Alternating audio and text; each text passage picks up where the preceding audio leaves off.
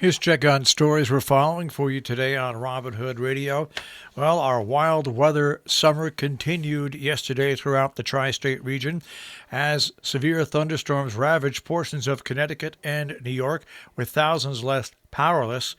Once again, there could have been some tornadoes in some areas. A tornado warning was issued for our immediate tri-state area, and some reports of a possible tornado anywhere from Amenia to Amenia Union down towards Kent have been reported to the National Weather Service. They will come out and investigate that. Locally, Kent was the hardest hit with power outages, with about 25% of the town without power. In New York State, more than 4,000 Dutchess County households, 2,000 in Ulster County, were left without power following the storm that downed trees and caused a fatal crash on the Taconic State Parkway. The region was under that tornado watch for most of the day, and that tornado watch became a warning in the afternoon. The worst of the storm passed through the region by 7 o'clock in the evening. At 8 o'clock, Central Hudson reported 1,657 customers in Dutchess without power.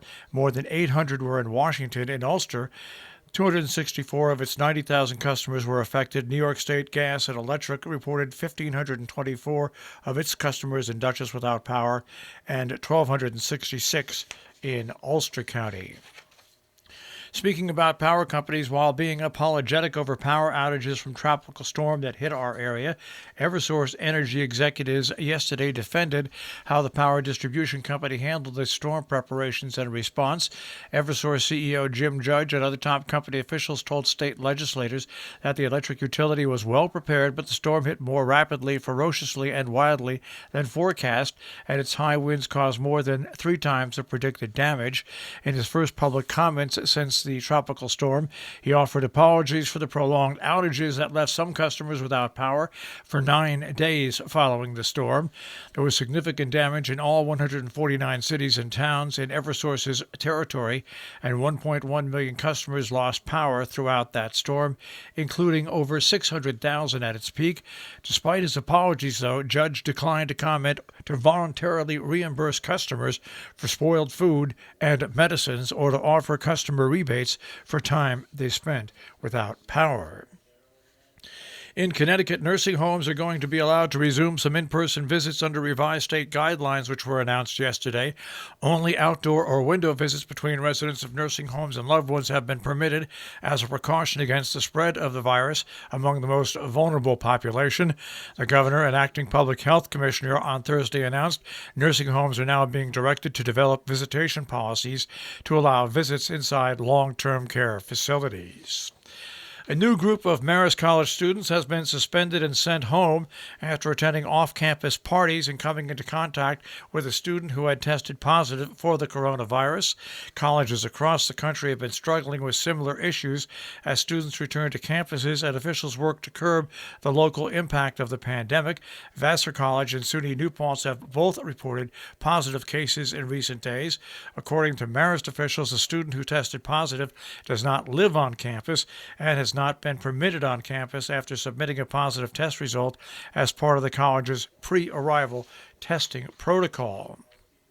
In New York State, the immediate future of high school sports became more uncertain on Wednesday after Governor Cuomo announced that some low-risk athletes could begin play September 21st. Nassau County postponed all sports until 2021. Then, the New York State Council of School Superintendents published a letter sent to the governor asking for a similar postponement.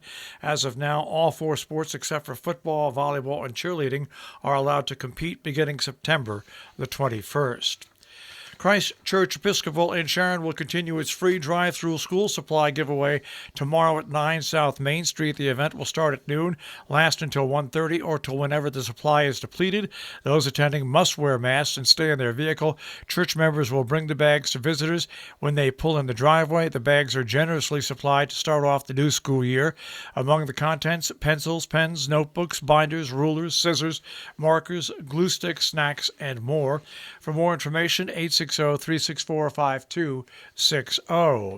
The Berkshire Bach Society, Baroque Music in the Berkshires, has a sneak preview of their 30th anniversary season on Saturday. It's a fundraiser at a private home in Hillsdale, New York at 3 o'clock. Orly Shaham on piano playing Mozart. For more information, check out their website. Community Food Partnership Mass Food Distribution, where you can receive food, fresh fruits and vegetables and other items, will be held August 31st at 10 a.m. while supplies last at the Columbia County Fairgrounds in Chatham. Do not arrive before 10 a.m. Arriving early will cause traffic and crowding. Food will be given out beginning at 10 a.m. If you're driving, stay in your car. If you're walking, please practice social distancing and wear a mask. Adhering to those instructions will allow them to distribute food in a quick and timely fashion. Noble Horizons offering their free 4-week CNA Certified Nursing Assistant training course beginning September 1st, meeting daily from 8 a.m. till 4 p.m., includes both classroom and clinical work. Students who successfully complete the course, including the final exam, will qualify as certified nursing assistants and are guaranteed a job at Noble Horizons. Anybody interested can contact Noble's Director of Nursing, Molly Tanner, at 860-435-9851, extension 128. Our friends at the Rose Thrift Shop, located in the basement of the Immaculate Conception Church in Amenia, have their bag sale from 10 to 2 on Wednesday, September 2nd and Saturday, September 5th. The thrift shop will be closed on Wednesday, September 9th to restock, reopening for business at 10 a.m. on Saturday the 12th. You're invited to stop by and bring a friend. Our business brief is underwritten by Morgans at the Interlaken, interlakenin.com, and by Salisbury Bank, salisburybank.com. The Dow Jones Industrial Average will start off at 28,599.00 today, the NASDAQ at 11,947.50, and the S&P 500 at 3496.50. We'll take a look at the tri-state forecast. That'll come your way in just a few moments.